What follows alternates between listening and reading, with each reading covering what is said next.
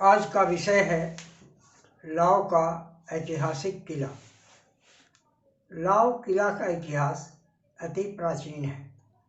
इसका इतिहास और पुरातत्व जानने के लिए हमें भारत के पश्चिमोत्तर भारत के इतिहास को जानना पड़ेगा।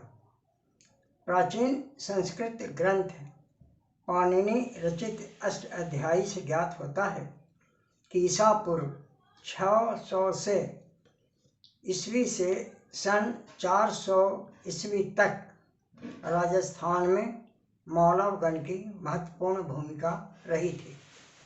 यवन, हूण आदि जो भी विदेशी आक्रांता उत्तर पश्चिम से भारत में आक्रमण किए और अत्याचार ढाए, उन सबों को यही मालव गण राज्य के सायुध वार्तोजीवी दांडकी योद्धाओं ने न केवल उन्हें परास्त किया बल्कि भारत से सदा के लिए उन्हें खदेड़ भी भगाया। जो भी यहाँ बचे वे भारतीय जातियों में ही घुल मिलकर रच बस गए।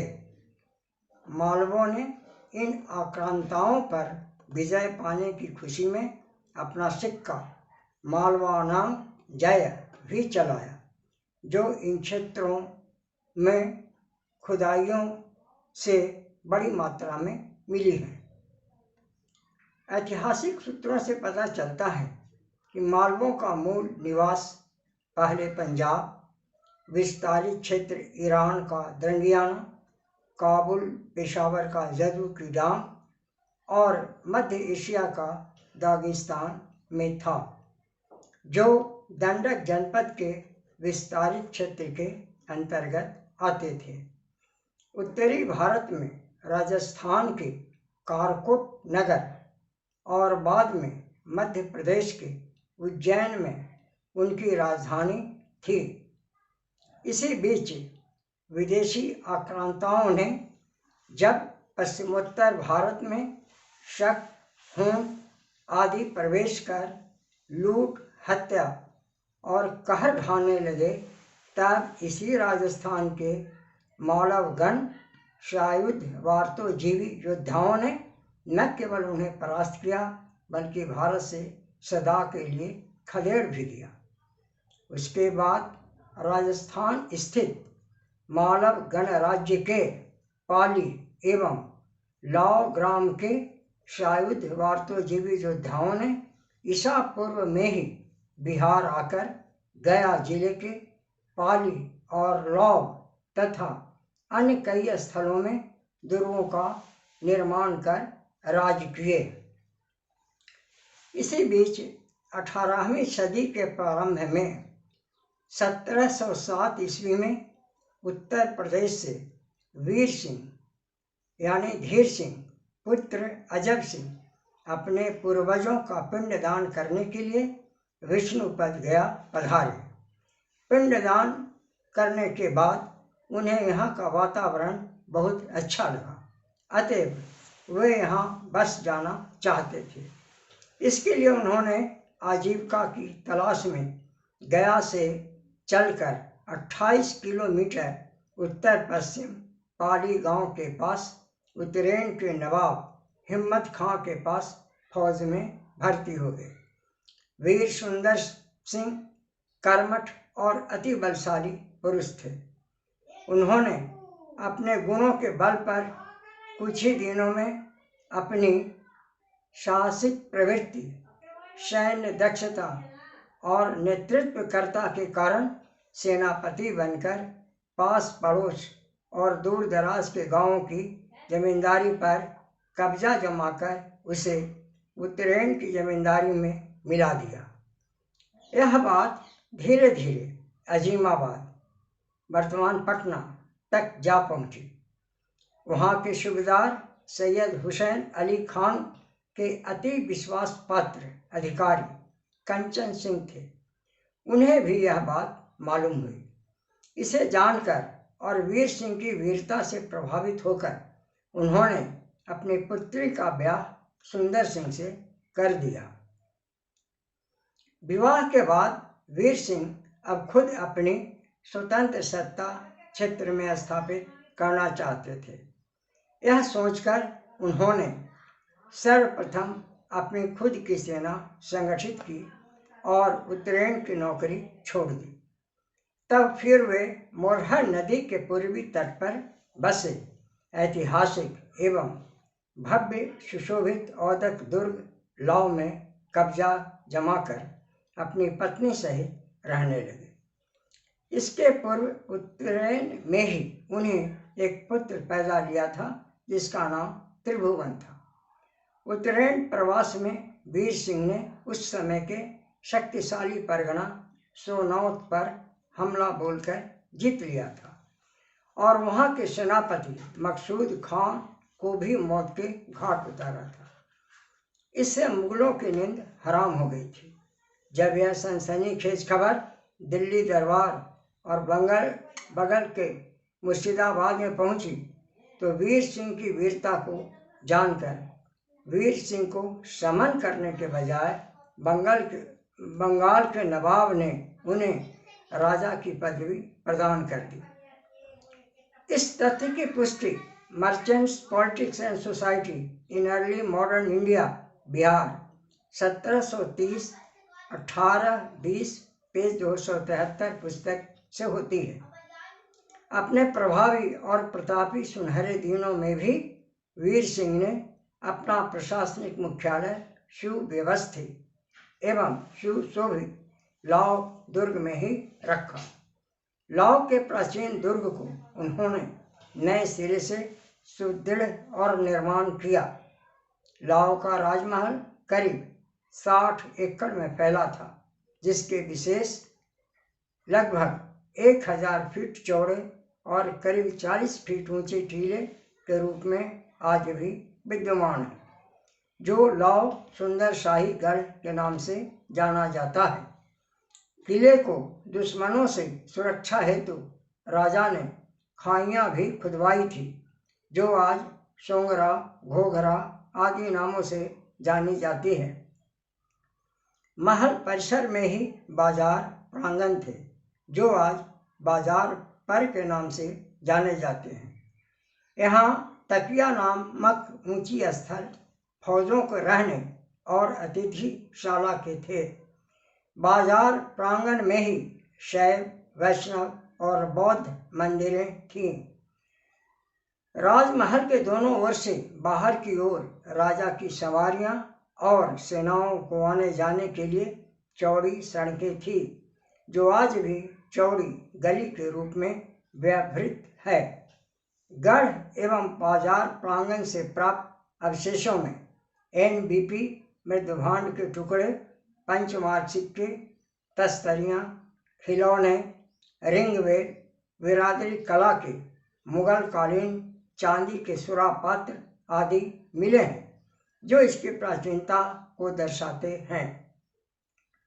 यहाँ महल के पश्चिम एक बड़ा विशाल तालाब है, जो पानी पीने, स्नान करने व लाव राज के हाथी तथा टिकारी राज के हाथी धुलते थे। लाव वर्तमान में टिकारी अनुमंडल का एक बड़ा गांव है, जो दक्षिण से उत्तर करीब 1 किलोमीटर लंबा में बसा है। यहाँ की आबादी करीब 10,000 है और लगभग सभी जातियाँ के लोग यहाँ निवास करते हैं, जो अपनी अपनी जातियों के मोहल्ले में प्रायः रहते हैं। राजा वीर सिंह को सन 1711 ईस्वी में सुंदर सिंह नामक द्वितीय पुत्र का जन्म लाव में ही हुआ, जो बड़ा होनहार निकले। उनके नाना कंचन सिंह पटना में सैयद हुसैन अली खां सूबेदार के पास एक प्रतिष्ठित पद पर कार्यरत थे। उन्होंने अपने नाती सुंदर सिंह को पास बुलाकर शिक्षा दीक्षा दिलवाई तथा युद्ध कौशल में भी प्रवीण करवाया। सुंदर सिंह बचपन से ही बादशाह के दरबार में नाना के साथ जाया करते थे। इससे उन्हें राज संचालन का पूरा अनुभव प्राप्त हो गया था। साथ ही सैन्य संचालन एवं सैनिक युद्ध कला में भी महारत प्राप्त हो गई थी। अब उसके नाना ने अपने दामाद वीर सिंह को एक उद्भट वीर एवं कुशल प्रशासक के रूप में सुंदर सिंह को सौंप दिया। कुछ दिन बाद वीर सिंह का भी निधन हो गया। तब राजकाज का संचालन सुंदर सिंह के बड़े भाई त्रिभुवन सिंह करने लगे। सुंदर सिंह भाई को सदा सहयोग देते रहे। फिर सन 1736 ईस्वी में बड़े भाई की भी अकाल मृत्यु हो गई। तब राजकाज का भार सुंदर सिंह को संभालना पड़ा।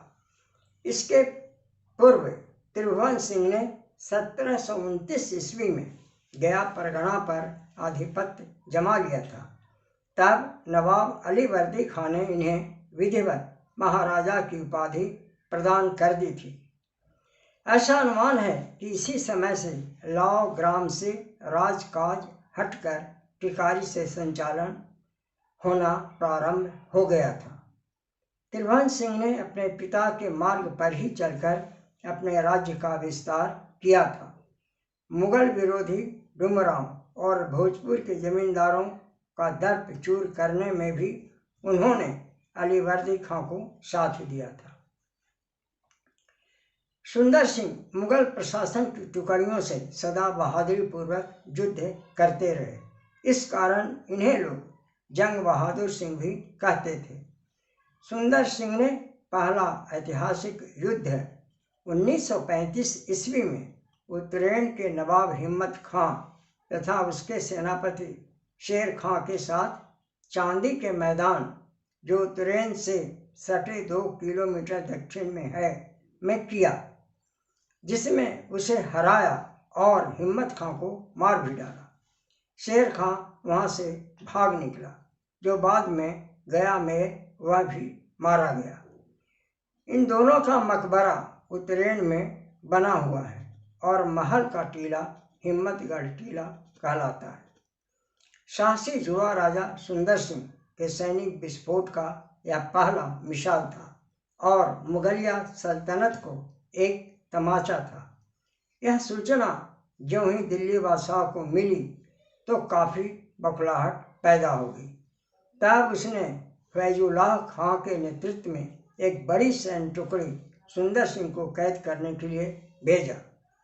सुंदर सिंह भी सतर्क थे। उन्होंने अपनी पूरी तैयारी किंजर के राजा आनंद सिंह और अलवर के राजा भरत सिंह, जो दोनों राजा कंचन सिंह के रिश्तेदार थे, एवं उनकी सेनाओं को साथ लेकर कर ली थी।